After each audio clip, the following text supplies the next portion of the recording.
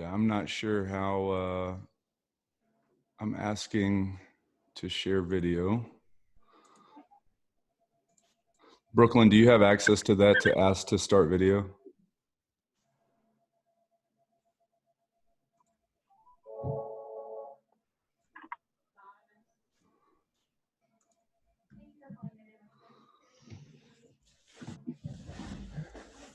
All right, so it's 3:01.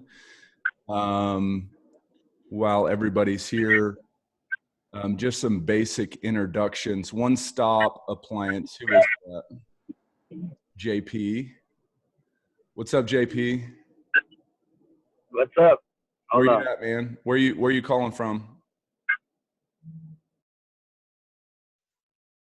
Michael, I believe you're in Phoenix. Kathy, you're in Scottsdale. Alex, if you guys want to share your video, feel free. If not, that's fine too. Maybe you guys are out in the field. That's fine.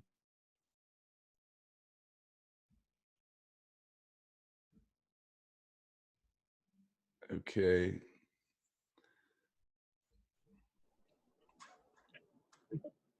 Where are you calling from, JP? Me, no, it's Service Line Appliance, Granada Hills in Busan. Sorry, I missed that. Granada Hills, Service Line Appliance. Granada Hills, California. Okay. Los Angeles. All right. Did you find? All right, so here we go. My name is Ala. Hey, Ala. Hi. Okay, so we've still got some folks filing here. I'm going to go ahead and start the webinar here. I told you guys that we're going to be talking about how to recession-proof your business, and I know that it's pretty crazy out there. We're getting notifications. My wife just called a minute ago and said that Walmart and Target are going to be shutting down, and you won't be able to go in the store anymore. Right. Good decision. It's interesting. It's interesting. Let me manage participants here. So I'm gonna mute everybody for right now, and then towards the end, I'm gonna open up the mics and I'm gonna ask you guys to participate if you would. Right now, I'm gonna mute this. There we go. Okay. It's a little bit informal here. I'm not going to use any slides. I'm not going to use a slide deck. I'm just going to talk to us a little bit. And then at the end, I'm going to open it up for Q&A. So if you have any questions, I encourage you type it into the chat box. I'll go through each of those questions one by one. But really, this is about us collaborating. I don't want to just be a talking head. I don't want to be doing all the work here. I want us to be able to come together, share what's going on in our neighborhoods and our territories, and then hopefully we'll be able to share a little bit with each other, any tips or ideas or any concepts that we have adopted that are working for us. But right now I promised you guys that I was going to talk about how to recession-proof your business. And I definitely want to deliver on that. I'm not going to be able to get it all into one webinar. And so tomorrow we're going to be having a follow-up meeting just like this. And then Thursday, we're going to have another one just like this. So Thursday, I've already got another special guest lined up, Tim Francis, and he specializes in business growth and scaling. And one of the programs that he teaches is called Know Your Numbers. It's all about finances. It's all about cash flow. And so right now I know that's super important, but he's going to be on Thursday, and I'll have an email with more information about that as it becomes available. Right now, the biggest thing is just, I think, in my opinion, the biggest thing is mindset. And with everything going on, it's real easy to get distracted. It's real easy to get sucked into the anxiety and drama, and it's real easy to get sucked into the fear. I'm not going to share any of my conspiracy theories with you guys. I'm sure that that you guys have plenty of your own. You know, I'm not going to get into that today, but I am going to talk about what we can control. Okay, so we can't control the coronavirus. We can't control the government. We can't control the president. We can't control, you know, what's going on around us as far as the rules and regulations. We can't control the media. And so, you know, I want to focus on what we can control. And I think that's going to be probably our greatest asset during times of crisis. And so, regardless of what's going on in the environment, regardless of what's going on in the economy, regardless of what's going on with the government, all of that's out of our control. And so the more that we focus on that, the more that we get wrapped up in that, the more power that we're giving away, right? And so, you know, what we can do is control our own, we can control our own focus, we can control our own thoughts, we can control our own behaviors. And so I look at this as a great opportunity.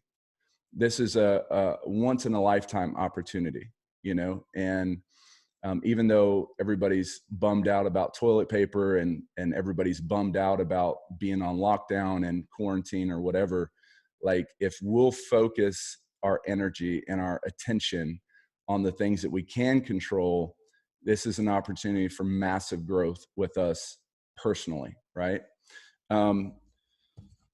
So today's webinar, I don't have any slides. I don't have any fancy graphics. I don't have, you know, even I think Zoom right now is probably throttling the video quality because everybody's at home, everybody's using Zoom. And so, you know, we're just going to roll with it. We're just going to run with it. We're going to go live. But how to recession-proof your business. Okay. This is obviously an important topic, but interestingly, this is the same stuff that I've been teaching my clients for years. Okay.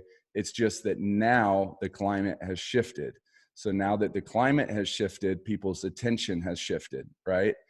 We're more, I think we're more open. I think we're more desperate. I think we're more hungry. I think that, you know, just that quick, all of a sudden the climate changes and people are paying attention now, right? How do I recession proof my business? Well, nobody was thinking about that 2 weeks ago, right? Nobody was thinking about cash flow 2 weeks ago. Nobody was thinking about, you know, how to better position themselves in the market, how to scale, how to double their appointments without doubling their budget. Like it is kind of a topic. People were kind of interested in that.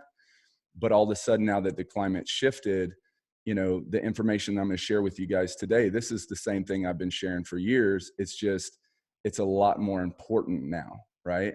And so one thing I will say is, and let me just open with this. Here's an example, okay?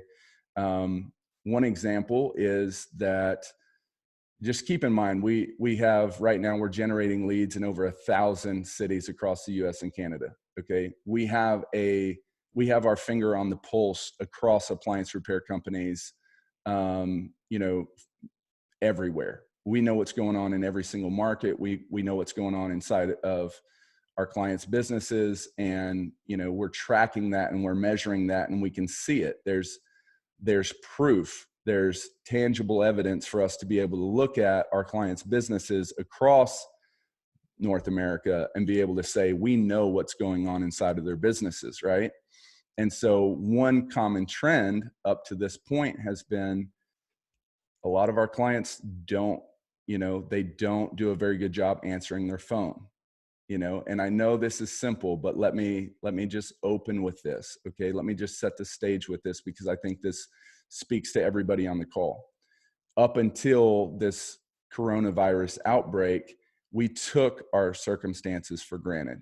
We took our business for granted. We took those leads for granted. We took our customers for granted. We had this idea that everything's fine. It's not a big deal. There's no reason for us to panic. There's no reason for us to really push ourselves. We're comfortable. We know where our next meal is coming from. And so it was easy for us to get lazy. And I'm speaking to myself right now too, okay? Because I'm just as guilty as anybody, is that, we get comfortable, we put our feet up, we don't pay as much attention to the opportunities that we have available to us. And so we're negligent, right? And we've got money and we've got profits leaking out of our business everywhere, but it's okay because we're living in fat times, right? And there's no reason for us to panic. There's no reason for us to, stress ourselves out. We're comfortable. Let's just go with the flow, right? And so whenever I looked into our client accounts, this is not an opinion, this is fact, but we had clients that were only answering their phone 70% of the time, which is crazy. It would drive me nuts, right? Because I would look in these accounts and a client would literally have 25% of the leads that we're sending them go to voicemail or not get answered at all, right? And then those are the same clients that would call us and complain about not making any money and being frustrated with their marketing or whatever. 25% of their calls aren't even being answered, right? And again, it's frustrating because whenever we would communicate this with our clients, I just knew, I knew intuitively, like, there's not a big enough pain. There's not enough pain there. There's not enough discomfort. There's not a big enough reason why.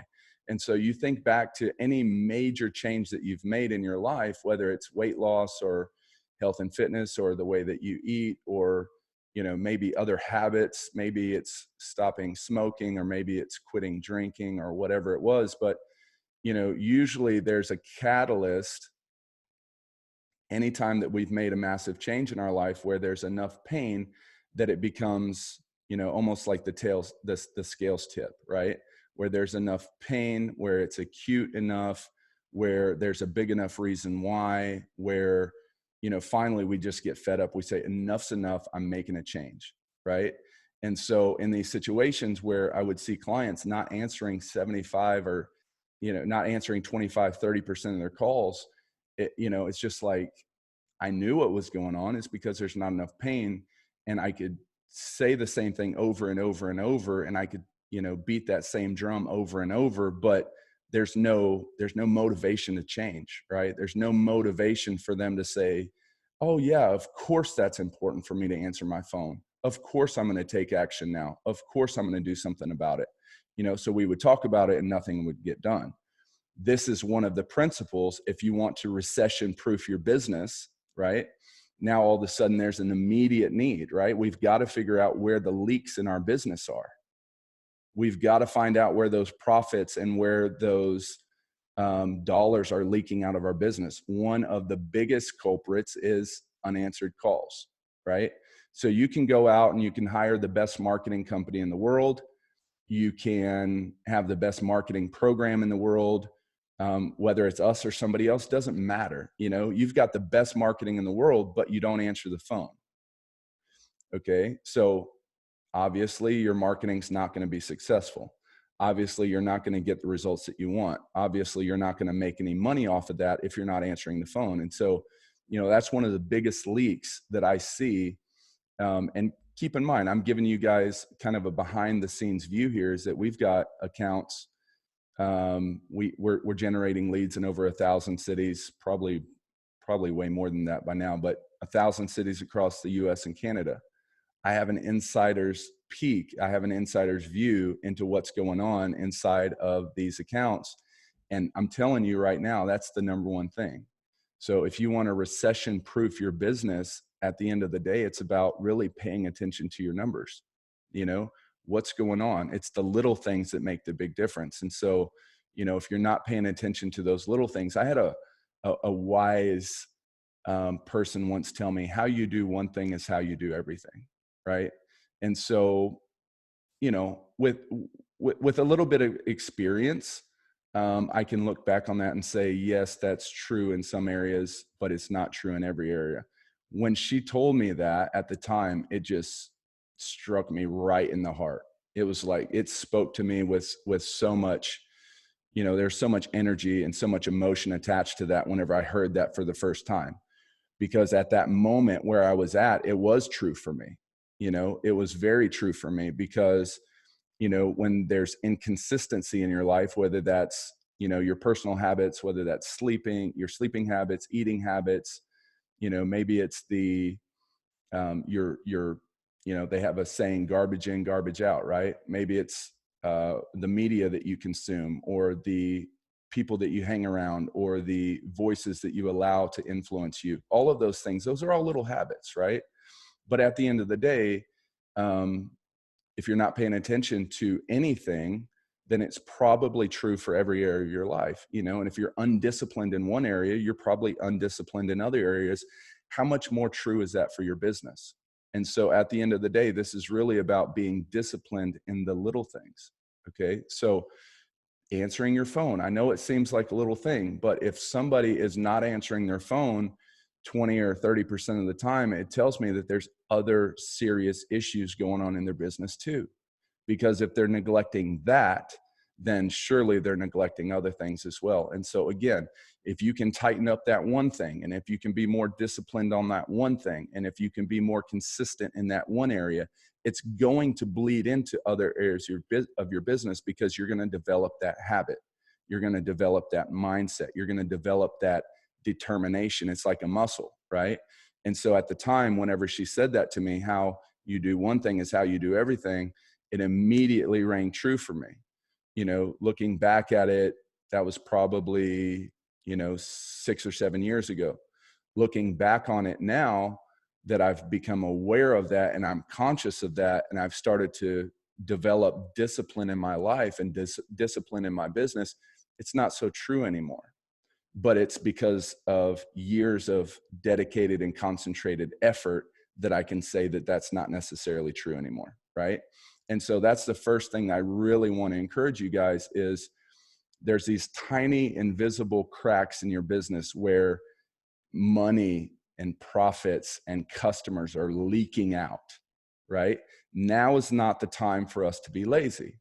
Now is not the time for us to kick up our feet. Now is not the time for us to be comfortable, right? Now is the time for us to reevaluate everything, okay? Reevaluate how you think about your business. Reevaluate how you think about your finances. Reevaluate how you think about your role in the company. Because if we have this attitude that, oh, it's just a missed call, no big deal, I'll call them back or they'll call me back. There's no real sense of urgency for us to get to the phone. There's no real sense of urgency for us to pick up the phone. There's no real sense of urgency for us to capture those leads that are coming in. If that's our attitude and that's our posture in an environment like this, we're not going to survive. Okay. And so if your competitors want to have that attitude, and your competitors don't want to clean things up, and your competitors don't want to plug the leaks in their business, that's on them, right? But this is about us today. If you tuned into this call, it's because this is important to you. This is because it matters to you. It's because you're awake, you're aware, you're sensitive to what's going on right now, right? And you sense that there's a very real threat. But the other thing is, if you're tuning in right now, it's because you believe in investing in yourself. This is an investment. It's an investment of your time. It's an investment of your energy. It's an investment of your focus. And so, I can assume if you're watching this video right now, if you're on this call right now, it's because you believe in personal development. You believe in, being a better version of yourself. You believe in improving, your attitude and your posture and your mindset. And eventually that's what will help you grow your business. And so, here's just an example, something that's rang true for me. Okay. Is that whenever I focus on trying to grow my business, it never grows. It just doesn't grow. It's impossible. It's the weirdest thing, right? I'll put all this money and effort and time and energy into trying to grow my business. That's my focus. That's my goal. I'm going to grow my business. And it just stalls. it's like a clenched fist. It just tightens up, and my business doesn't. A lot of times, it actually will go in the opposite direction, right? But whenever I stop and say, you know what, I'm not going to try to grow my business right now. I'm going to try to grow me.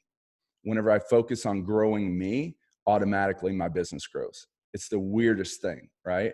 And so I want to encourage you guys, this is part of the mindset. This is part of recession proofing your business. Is if you want to build a fort around your business to protect your business, you've got to build a fort around your mind.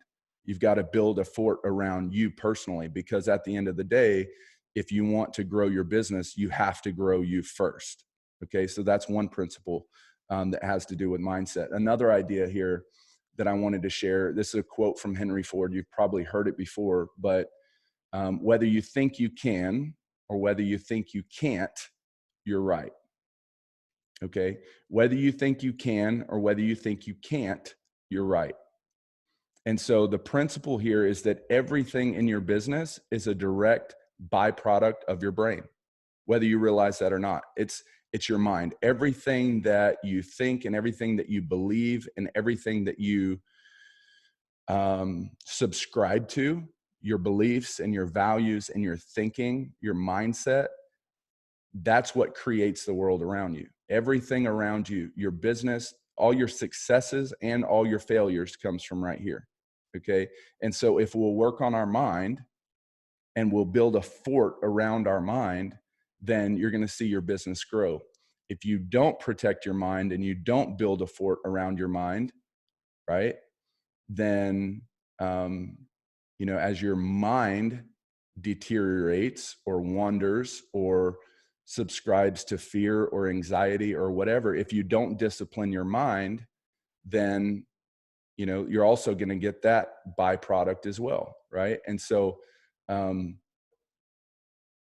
there's a scripture that I'm reminded of. It says, take your thoughts captive. Right. And it talks about, it's Paul, I think it's probably in the book of Ephesians, but he talks about taking your thoughts captive. And, I teach Bible studies on Friday night. I go to the prison. I teach those guys Bible studies. One of the things that I tell them over and over and over is, if you don't take your thoughts captive, your thoughts will take you captive. Okay.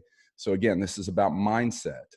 I'm not getting into the religious part. That's not what this is about, but it is about the principle, right? Is so if we can control our mind and we can control our thoughts and we can control our beliefs, and if we can control our values, if we can control what we focus on, then we can essentially, it's gonna position us to better grow our business, right? Here's a really important concept, I think, and I adopted this idea from Tim Francis. Tim Francis has been my coach for several years, one of my business coaches, but he has this thing called 5 levels of 80-20. Basically, it's at the bottom level, we're talking about self-discipline. We're talking about skills. We're talking about your trade, right? We're talking about personal development. That's at the very, very bottom. After that, the next level above personal is manager.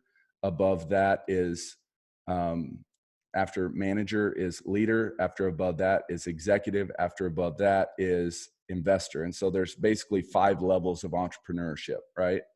Well, within this framework, I think that it's fair for us to say at the bottom level is our role as a technician, right? Our role as the appliance repair technician. Okay. So there's a certain skill required for that. There's a certain mindset required for that. There's a certain quality that comes with that, is being the best technician that we can be. Well, again, in order for us to recession proof our business, having a technician's mindset is not enough. Right. So the level above that is we need to graduate from being an appliance repair tech to being an appliance repair business operator. I think that's the next level. And then the next level above that is being an appliance repair business owner. Okay. So there's a difference between an owner and an operator.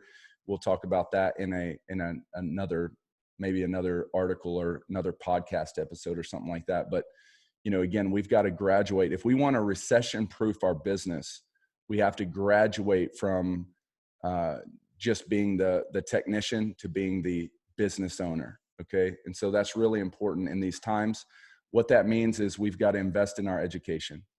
Okay. We've got to invest in our mindset. We've got to invest in what channels that we subscribe to, who we're listening to, podcasts, books, videos, courses. I want to encourage you guys right now, if you want to recession proof your business, you've got to start investing in yourself, investing in your education, investing in the, garbage in, garbage out. Be careful what you allow in, be careful what voices, be careful what inputs, right?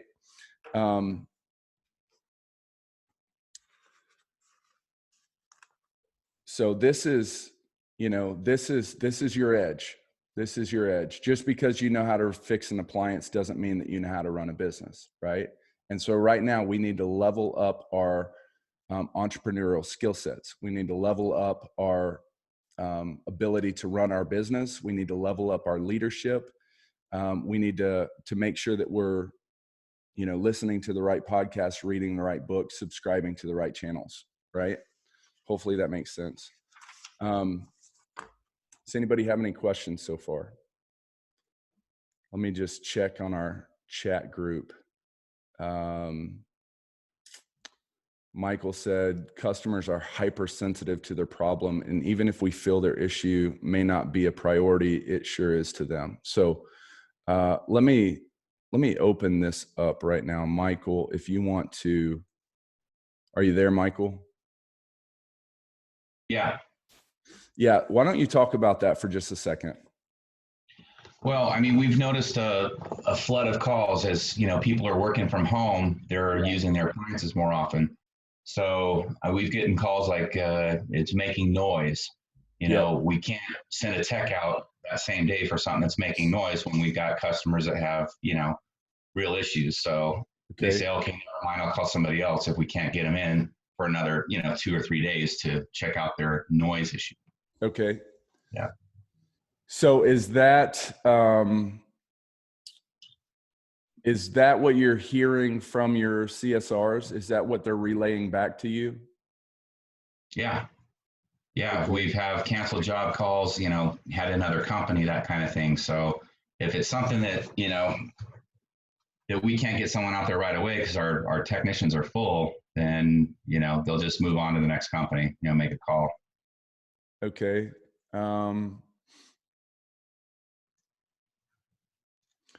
So do you think that that's more of just a symptom of the environment right now, or is that something? What's your question? What's your question? How could I help you with that? Well, in terms of, to them, it's a real hypersensitive issue. To us, it's not, because we're doing no cool refrigerator, washing machines that are full of water. People can't dry their clothes. We have, retirement facility homes that have to get their washer up and running. So it's, how do you try to salvage the call and reinforce it? We'll be out there. It's just a matter of a couple of days, and we're trying to source other more, problematic calls first. Okay. That's a really good question, because at the end of the day, that person that's hypersensitive who, maybe they're just overly anxious right now, right? Maybe the environment is just heightened that sense of anxiety. Maybe the environment has added to that, hypersensitivity. And so I would just say, be honest with them right now. Just tell them exactly what you just told me. And at the end of the day, you're probably going to lose that customer anyway, because if you're already backed up and your calendar's already full, if you can't service them quick enough anyway, they're probably going to move on anyway. So I don't know if there's a way to salvage that, Michael.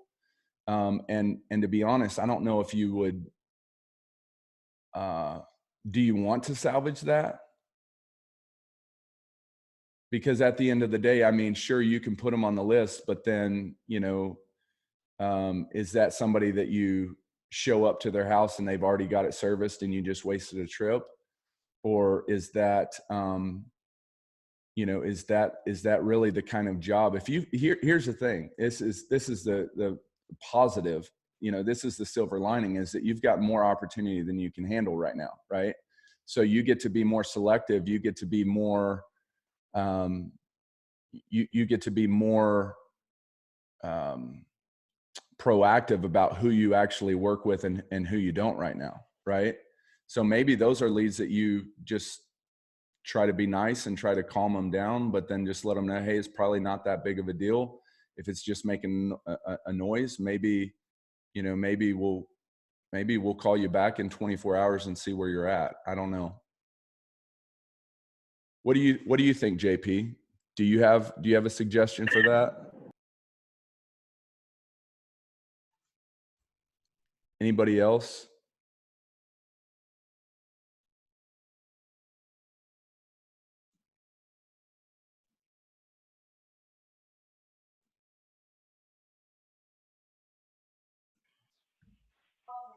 Does anybody else have a suggestion for maybe how to handle that one? Can you hear me now? Yeah. Okay. Cool. Well, I'm here in San Diego. Here in San Diego, things are not that crazy, to be honest. Okay. Each day, I do see less cars on the street. Today, probably it's the craziest day. I think people are. I mean, it's been serious, but people are taking it to the next level. Like I just went to one of the stores right now, and they had, you know, just, you cannot go to the counter. It was just like for a distance and stuff. But yeah, I have received some calls from people. I have this customer. She's an old lady, and she's a really lovely old lady, but she was freaked out. Like, are you still in business? Are you still doing stuff? And I was like, yeah. Are you still able? One of the biggest questions is from people, customers. It's, are you still able to come to my house? Yeah. So yeah, I mean, things that are important, like, I mean, the noise. An example as that, a dryer making noise, when probably that can wait. But I think, I mean, essentials as a refrigerator, that cannot wait, Yep. right? More if like I heard at the beginning of the video that maybe Walmart and Target, they were going to close completely their doors. Well, people is going to do even get crazy and just, you know, stuff their refrigerators. And I have a friend of mine where I started the business actually because of him. He has a shop. He just opened his second shop, and he just sold out of freezers. He got like 40 more. He sold out the next day. He went to get some more. So people, it is getting prepared for this lockdown if it happens, like totally complete. So yeah, refrigerator, it's a must. You cannot wait until this has away, right? Because of all the food that people has been getting ready for. So yeah, it's just, you know, taking the precautions and stay calm, you know, and not there's ways, just as there's ways to prevent the spread of the virus, there's also ways to prevent like getting crazy. Yeah. And just keeping that peace and that you know, just stay calm. Yep. We'll get through it. We'll get through it. Yep. So, but yeah, we're still in business. I tell my techs, just, you know, just take your precautions. Try to wash your hands every time before you get into the house, after you finish the job. Yep. Use gloves. I mean, customers are aware of it. They want to shake hands, but they rather not. Yep. And not because, and everybody, it's a cool thing because everybody's not feeling bad because of it. Yeah. Everybody's aware. So yeah, it's Yeah. yeah. So, Michael, you know, Michael, I would say, you know, at the end of the day, do your best. I mean, obviously, you know, you have to prioritize those calls. You have to, you know, you have to be able to manage your own business first, you know, and I would say that that would be the most important thing is, manage your business first. You know, obviously there's needs out there, and obviously you would want to be able to capture every single opportunity that's out there. But at the end of the day, you know, is that really what's best for your business? You know, if you have to sacrifice some of those essential calls to be able to make room for the non-essential calls, and maybe that's not the best opportunity right now. Or, you know, I would even say if you can, maybe there's some other friends or competitors that you know, that, you know, maybe you could book that call and then send it over to your competitor, you know, and maybe there's a profit share or something like that that you could set up, you know, that way that you could still capitalize on those opportunities, and still do some good for that customer. And maybe, you know, maybe you have an ally or a friend or somebody else that is near you that you could share those opportunities with. So hopefully that helps. One thing to, you know, to JP's end there is, you know, we are going to be making some updates to our landing pages and our ads, and we are going to be using, you know, some language that helps to reassure our customers that yes, we're open. Yes, we're still doing business. Yes, we are still, you know, COVID-19 compliant. There's going to be a little bit of language inside of our ads and inside of our landing pages to help that. But I'm not going to like redesign our whole marketing around it. You know, maybe like in the top notification bar, we'll put something, and then maybe like, you know, an extra line in the ad that we're running, we'll do something like that. But, you know, as of right now, I think the biggest thing is just, being sensitive to the circumstances right now and just doing your best. You know, that's really what I would recommend right now. Does anybody else have any other questions or comments before I jump into this next part of, into the next part of our meeting? Hi, Justin. I was wondering if I could ask you one question, and maybe somebody, other techs, have the information.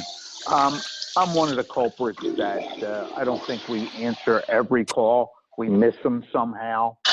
And does anybody have any success with answering services, or do I need to hire another girl, which I can't afford right now? Anybody have any suggestions? So that is I appreciate you asking that question. Who is this, by the way? This is Alex from Fix My Appliance Now in Pennsylvania. Hey, Alex. So this is one thing that I would stress, okay? And I noticed you said that you can't afford to hire another person right now.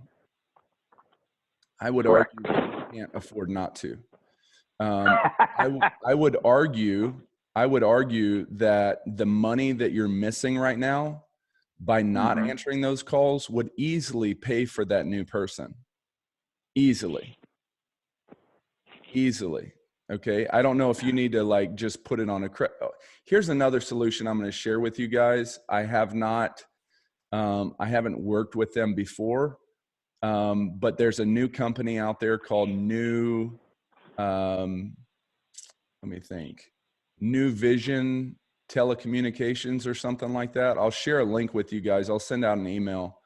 I'll share the link with you in an email, but basically they actually offer, they offer CSR services. So you can hire a CSR through their service who's already trained in the appliance repair industry. And I think they're hiring, folks from the Philippines, but they are trained. They're going to be there to answer their phone. They know your software. I think it's worth a try, because at the end of the day, Alex, the money that you're losing on not answering the phone and not being there, that extra leverage that you don't have. I mean, that is a low hanging fruit in your business. That's something where you can make an immediate ROI. I mean, within the first week, because here's the other opportunity that you might not be seeing. Okay. It's not just the cost of that new employee that you have to pay for.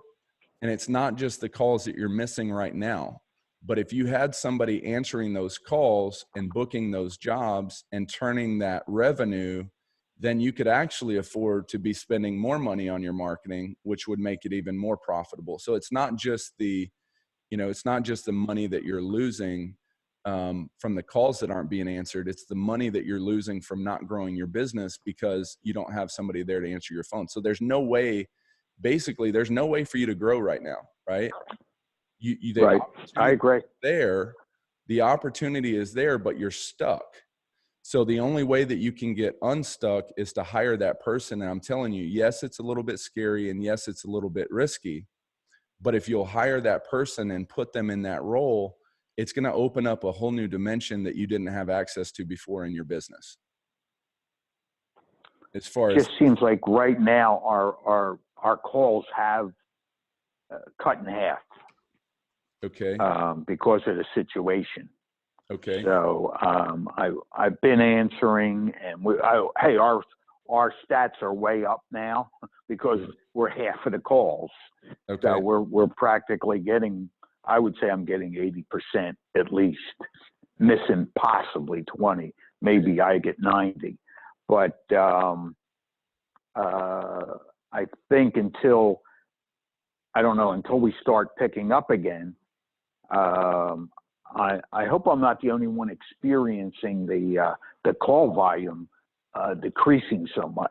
Well, here's the other thing we have to keep in mind is that we're on the tail end of the winter season, right? And so right.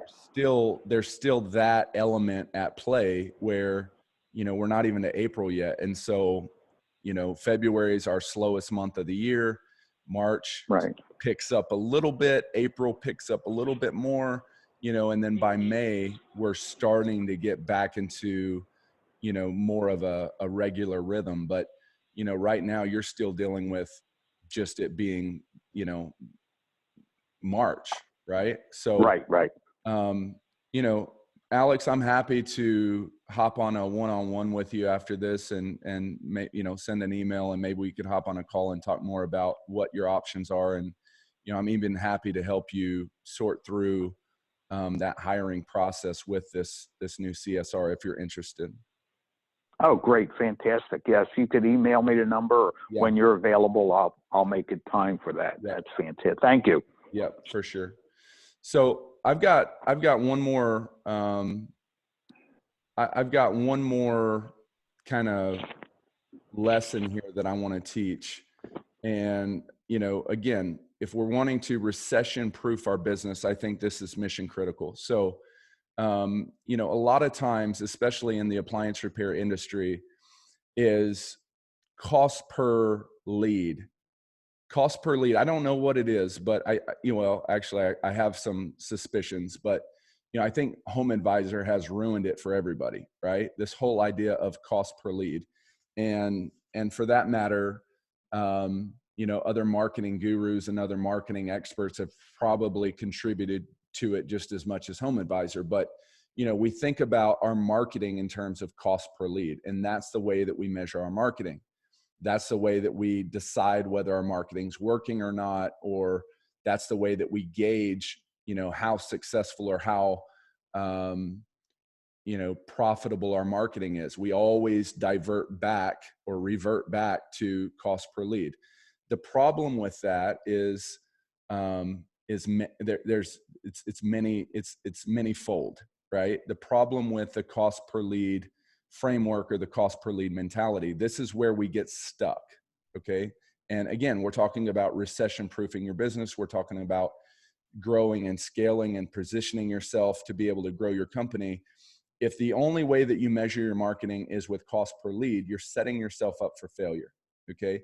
This happened to us recently. And so I'm going to share our experience with you. I'm going to share the story. I'm going to be very transparent with you. You know, a few months back, we talked about adjusting our program, the way that we operate, the way that we charge clients. And we had this whole plan put together where we were going to be able to lower our clients' cost per lead. Okay. And that was the whole agenda, is to help our clients to be more efficient with their marketing. Well, on paper, it looked like a really good plan.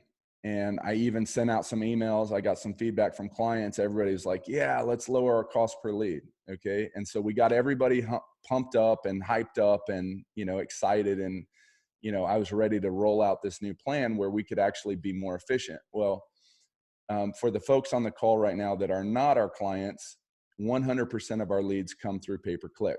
Okay. So just to give you a little bit of context here.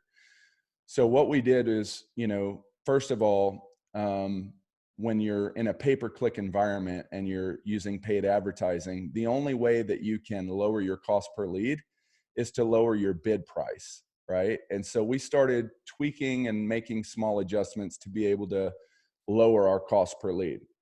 Well, the problem with that is that as we lowered our cost per lead, it affected our number of impressions. And so we started getting less impressions because we weren't bidding enough. Okay. So I'm going to share with you this whole chain reaction. And it all goes back to why cost per lead is, when you measure your marketing through cost per lead, it's setting yourself up for failure. Okay. So just keep in mind where I'm going with this. I'm going to circle back. So we started lowering our bid price. Well, when we lowered our bid price, we started getting less impressions. When we started getting less impressions, our ad position dropped. When our ad position dropped, our quality score dropped. When our quality score dropped, our cost per click actually went up. Okay. So in this environment, when we try to lower our cost per lead, it actually ended up increasing our cost per lead. Now, I know it's weird, but think about the pay-per-click environment. Okay. We're in a situation where we're competing against other appliance repair companies in your market for those clicks. And so if we're bidding less in order to help you get a lower cost per lead, what happens is that in that environment, now we're not being as competitive, we're not being as aggressive, which means that Google actually penalizes us. Okay.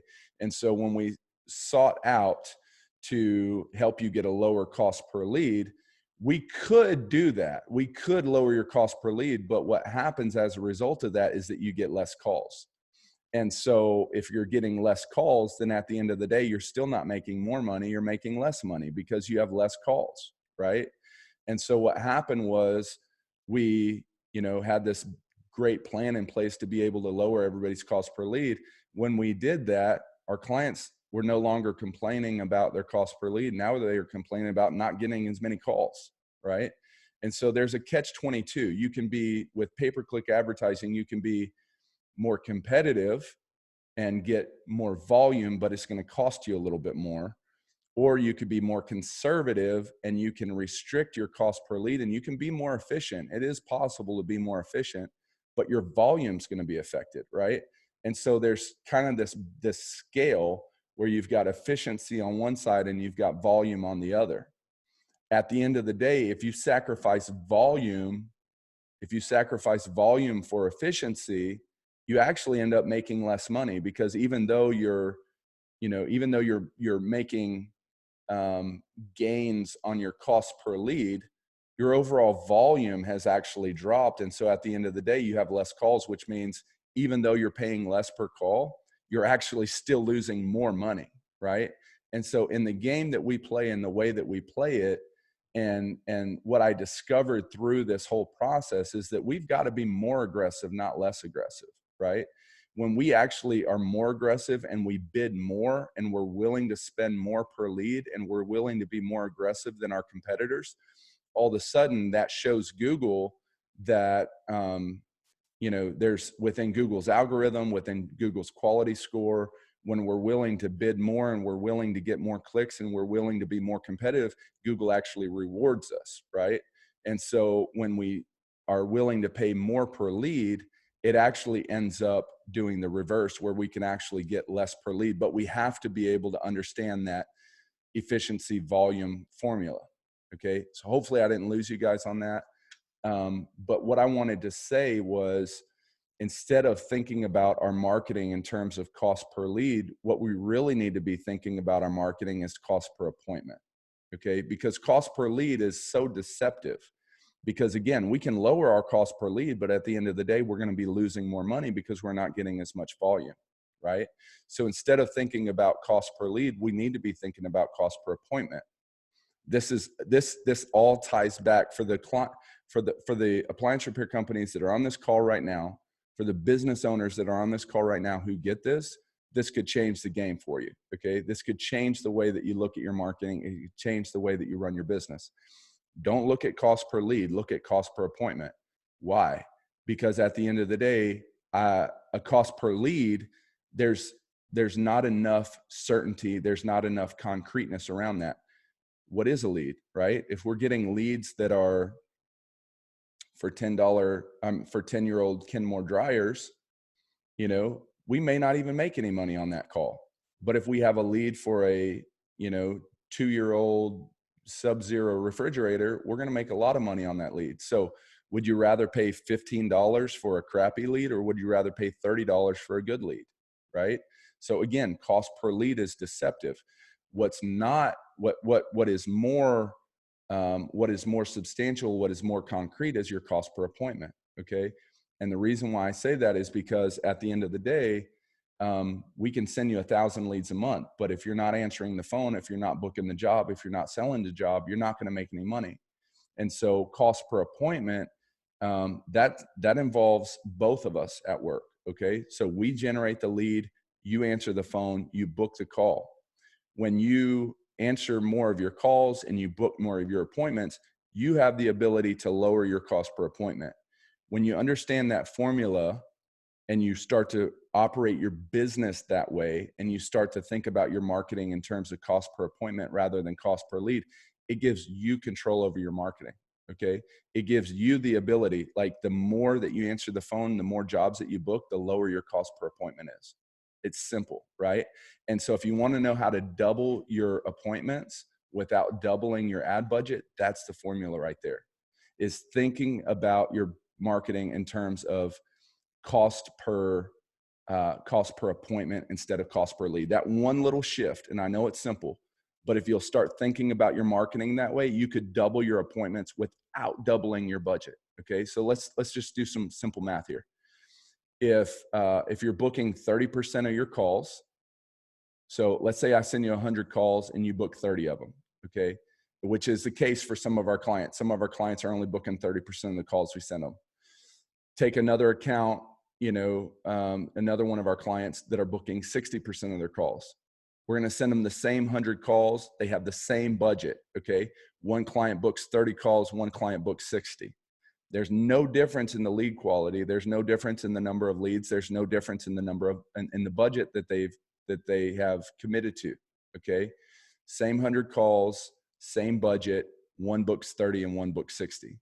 You literally could double your appointments without doubling your ad spend. What I want to share with you guys, this is the time. Okay. Go back to the simple phone script system. I'm going to share that in an email as soon as we get off the call. Go back through that training. Okay. We train you. We will train your CSR. There's a whole guide. There's a whole booklet. There's a video. We will train you how to double your appointments without doubling your budget. And, at the end of the day, now is the time. This is the season for you to wake up, for you to pay attention, for you to shake off your slumber, for you to get back in the game. Okay. Literally, like, just make a decision today. Decide right now that you're going to run your business differently. Go through the double your appointments, simple phone script system. Go through that training. Okay. It takes an hour. Go through that training, memorize it, internalize it, and start using it. Okay. So the last thing here, so we talked about mindset, we talked about marketing. The last thing here is leadership. Okay. If you want to recession-proof your business right now, leadership is the other element. And so I want to encourage you guys, We set up a Facebook group. It's called 7-Figure Servicer. We're going to be sharing more content in there. We're going to be sharing more training in there. You're going to be able to have more access to not just me, but you're going to have access to other appliance repair companies where you can share your wins, where you can ask questions, where you can get support. So that is our Facebook group called 7-Figure Servicer. But at the end of the day, leadership, okay? It's not just about 7-Figure Servicer. It's not a Facebook group. I'm not going to pretend that that's the answer, but I want you to get plugged in, okay? Get plugged into some coaching, get plugged into some training, get plugged into a mastermind. We're going to be opening up a new mastermind here in the next little bit. I've already had quite a few clients that have expressed interest, so I'll have more details about the 7-Figure Servicer mastermind coming up. So stay tuned for that. Tomorrow, I'm going to have a special guest on the webinar. We're going to talk about some different tactics and strategies that we're using right now with the coronavirus situation and what's going on in the field right now. Okay, so thank you guys for showing up. Thank you guys for being here.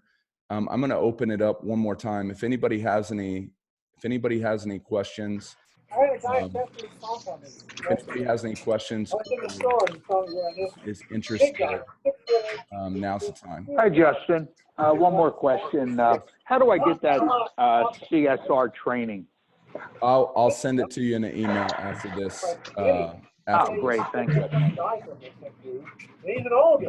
Who else? Alex, can you, is there any way you can shoot me your With this big job to get to your line, to your line, and it takes. Anybody else? Yes. I have question. How are you doing your billing? I try to figure out and I still don't understand. No formula. I many times with different people and still I don't understand. I'm just curious. I'm sorry, Allah. I can't. Could you speak up a little bit? How do I do your billing? Is it possible to explain? Can you do it? I'm not able to hear you very well. What you are not able? I'll tell you what, if you'll shoot me an email, I'll be happy to, How can I do it? or I will jump on a call with you one-on-one. Okay, I don't know how to email you. Just email from, okay, one second, hold on. I don't have your email, I think. What is your email? Yeah, you can email me at justin@appliancerepairmarketing.net. Oh, I see.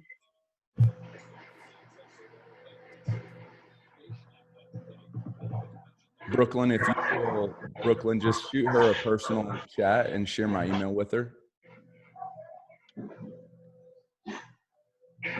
Okay, all right. Andre. Yeah, I did. Justin, Yes. can you hear me? Saul, yes, sir. Yeah, hi. Just curious, how do you think this is going to pan out as far as the coronavirus stuff? Because it looked like a spike last week in orders, and then, Friday there was a lull, and then this morning there was another spike, but, then it's stopped. So it's kind of like, I think as more cases come up, it'll be like not not good amount of leads coming in, or what's your feeling about that? Honestly, this is a fluid situation and I don't know what the answer is. Yeah. To be honest, I have all the optimism in the world. I am very optimistic right now. There's not a shred of fear in me. And I'm not anxious one bit. At the same time, I don't know what's going to happen tomorrow. I really don't. And so, you know, right now I'm just doing my very best to control the inputs.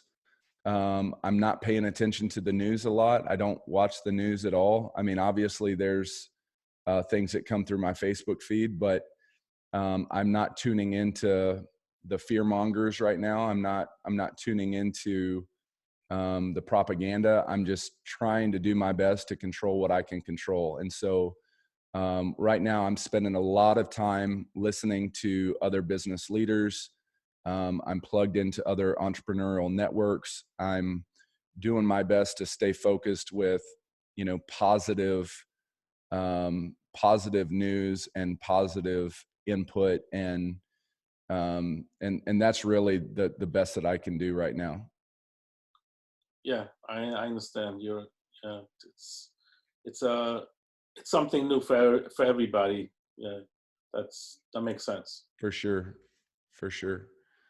Andre, let's see if we can get you.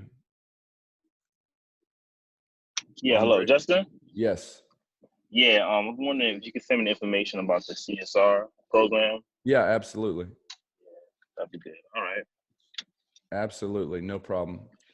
Thank Um, Brooklyn, reach out to Andre and try to get his email address, and then that way I can send it to him. Justin, Yes. what would be the difference between them and Clarity? I mean, not Clarity, Nationwide Inbound. Would that be a similar thing? So I have a lot of clients that use Nationwide, and I always recommend to steer clear of call centers. I've seen over and over and over call centers have ravished our clients' businesses. You know, if they're not answering the phone, if they're not doing it right, your marketing investment becomes an expense really, really quick, you know? So whatever money you're pouring into marketing, when you have a call center there that you're trusting, basically you're pouring your marketing investment into that call center, because if they're not answering the phone and if they're not turning those leads into appointments, then, you know, at the end of the day, you know, they can ruin a marketing campaign really, really quick. So I would encourage you to hire your own people, first of all. Even if it's just, I use Upwork a lot, even if it's just a freelancer, you know, go to upwork.com. And I'll put this in an email too for you guys, but upwork.com is a freelance, it's a platform where you can connect with freelancers, and you can hire anybody from anywhere. And there's plenty of CSRs that you can find on upwork.com, and you can hire them on a part-time basis, as need basis, and you can find some really good labor cheap there. And it's better than nothing, and it's better than hiring a call center. Yeah, I actually have a blend, because I have a couple of CSRs in my office. Yep. But then it goes to Nationwide Inbound. If it rings 6 or 7 times and they don't pick it up, it automatically goes to them. So it's kind of a blend. Here's the thing that I would really pay attention to right now is, how are you allocating their budget as far as their time and their attention? Okay. So I would look at your weekly and monthly schedule and find out when are the busiest times, when are the down times during the day, right? And if you get a lot of call volume in the morning, push the other work that you have for your CSRs to the afternoon, and just tell them, hey, look, from 8 until noon, I don't want you working on any other projects. I just want you focused on the phone, Right. That's one thing that you could do. Another thing that you could do is just bring in part-time help, hire somebody to just work 8 to noon, Monday through Friday. That's another way where you can, curb your expense, but at the same time, help fill in that gap. And maybe you look at your call volume throughout the week and throughout the month, and you say, you know what, Monday and Tuesday are super busy. and then Friday's busy. And so you could bring somebody in part-time just to work 3 days a week. You know what I mean? There's some creative ways that you could do that without committing 40 hours to somebody full-time. Mhm. Anybody else? Any other questions?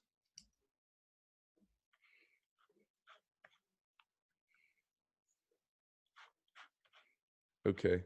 So I appreciate you guys being on the call. I'm going to share all of this in an email with you. And then I'll have more information on tomorrow's presentation. Okay. Thank you guys for being here. I appreciate it. If you have any questions or comments, or you need help with anything, just email me, Justin at appliancerepairmarketing.net. Thanks, guys. Bye.